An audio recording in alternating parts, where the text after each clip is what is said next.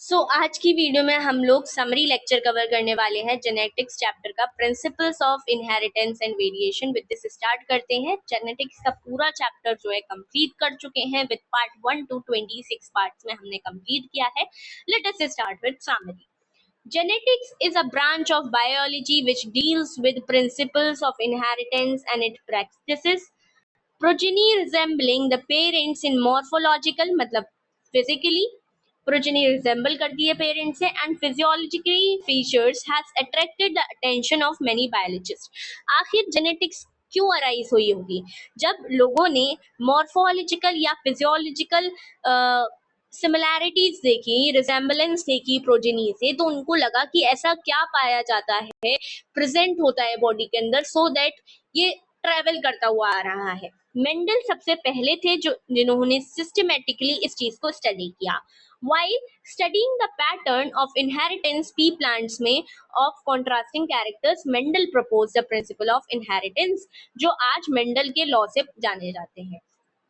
उन्होंने प्रपोज किया factors term को, जिसको आज हम जानते हैं जीन्स के नाम से। Regulating the characters are found in pairs. उन्होंने बताया कैरेक्टर्स पेयर में पाए जाते हैं, जिनको एलील्स बोलते हैं। ऑल्टरनेटिव फॉर्म्स ऑफ जीन्स ही एलील्स होता है। उन्होंने ऑब्जर्व किया कि जो एक्सप्रेशंस पाए गए कैरेक्टर्स के ऑफस्प्रिंग में फॉलो एक डेफिनेट पैटर्न पी प्लांट में कर रहे थे। डिफरेंट, ठीक है, definite pattern in different. First, पहला उन्होंने पाया कि F1 जनरेशन में पेरेंटल से आते हैं और सेकंड में भी पेरेंटल से देखे गए। सम कैरेक्टर्स आर डोमिनेंट, कुछ हो सकते हैं dominant over the others. Dominant characters वो हैं जो अपने आप को हेट्रोजाइगस कंडीशन में क्या कर सकते हैं, एक्सप्रेस कर सकते हैं। The recessive characters are only expressed in homozygous condition. The characters never blend in heterozygous condition. अगर वो हेट्रोजाइगस कंडीशन में पाए जा रहे हैं, मतलब कैपिटल टी स्मॉल टी में कैरेक्टर पाया जा रहा है, तो ये ब्लेंडिंग नहीं शो करेंगे। ये कैसे पता करा गया? जब F2 जनरेशन की गई थी तब पता चल गया था हमें। ठीक है, एक रिसेसिव कैरेक्टर वो होता है जो एक्सप्रेस नहीं हो पाता हेट्रोजाइगस कंडीशन में, लेकिन होमोजाइगस कंडीशन में एक्सप्रेस कर सकता है। मतलब इसका मतलब ये है कि जो कैरेक्टर्स हैं सेग्रीगेट कर जाते हैं while formation of gametes. Law of segregation कहलाता है। सारे कैरेक्टर ट्रू डोमिनेंस शो नहीं करते हैं, सम कैरेक्टर शो करते हैं इनकम्प्लीट। इसी वजह से लॉ ऑफ डोमिनेंस कैसा है, यूनिवर्सली ट्रू नहीं है। कुछ शो करते हैं कोडोमिनेंस। इनकम्प्लीट डोमिनेंस में क्या होता है, इंटरमीडिएट आता है। Codominance one of the parental से आता है। When the Mendel studied the inheritance of two characters together, it was found that factors जो है इंडिपेंडेंटली असॉर्ट करते हैं एंड कंबाइन करते हैं। परमिट्यूशंस एंड कॉम्बिनेशंस, इसी को इंडिपेंडेंट असॉर्टमेंट कहा गया। Different combinations of gametes are theoretically represented in a square tubular form, जिसको Punnett square कहते हैं। फैक्टर्स, जिसको आज के टर्म्स में हम जीन बोलते हैं, ऑन क्रोमोसोम प्रेजेंट होते हैं, जो रेगुलेट करता है कैरेक्टर को, जिसको जीनोटाइप कहते हैं, अंदर वालों को, एंड जो एक्सप्रेस कर जाता है, आपको बाहरी देखने को मिलता है फिजिकली, उसको आप फिनोटाइप कहते हैं। After knowing that genes are located on the chromosome, हमें पता जब चला कि क्रोमोसोम पर लोकेटेड ही होते हैं jeans, a good correlation was drawn between Mendel's law, segregation and assortment of chromosomes during meiosis. ठीक है, Mendel's law were extended in the form of chromosomal theory of inheritance. Later, it was found that Mendel's law of independent assortment does not hold true for genes which are located on same chromosome। मतलब जो same chromosome पर present हैं jeans, उन पर नहीं लग रहा था मेंडल का लॉ ऑफ इंडिपेंडेंट असॉर्टमेंट। इसी वजह से ऐसे जीन्स को बोला गया linked genes.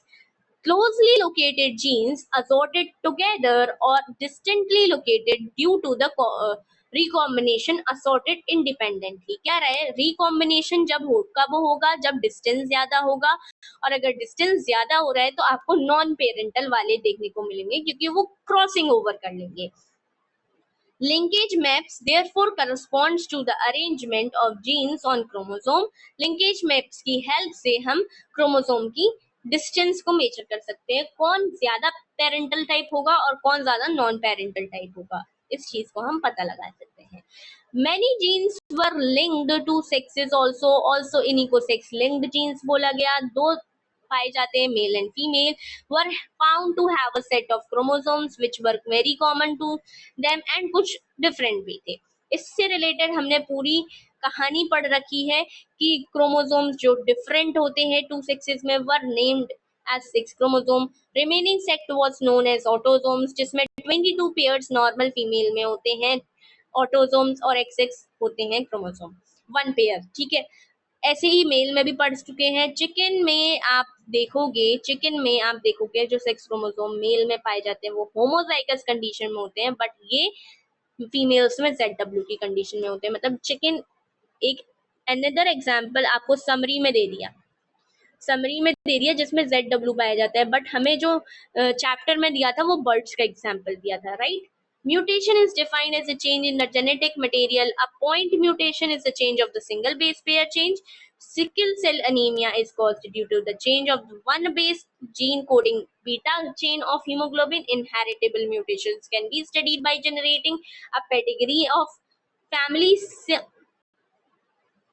Some mutations involve changes in whole set of chromosome जिसको पॉलीप्लॉइडी कहते हैं, और सबसेट में अगर चेंज आ रहा है इसको एन्यूप्लॉइडी बोलते हैं।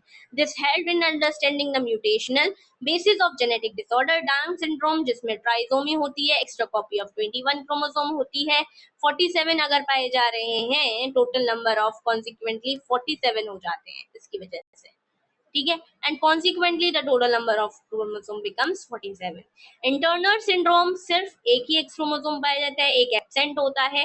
क्लाइनेफेल्टर्स में एक एक एक्स क्रोमोसोम एक्स्ट्रा आ जाता है। जब वाई एक्स्ट्रा आता है तो उसको जैकोब्स डिसऑर्डर बोलते हैं। ठीक है, विद दिस हमने समरी भी कंप्लीट कर ली है। Till then take care, bye bye, subscribe जरूर कर देना।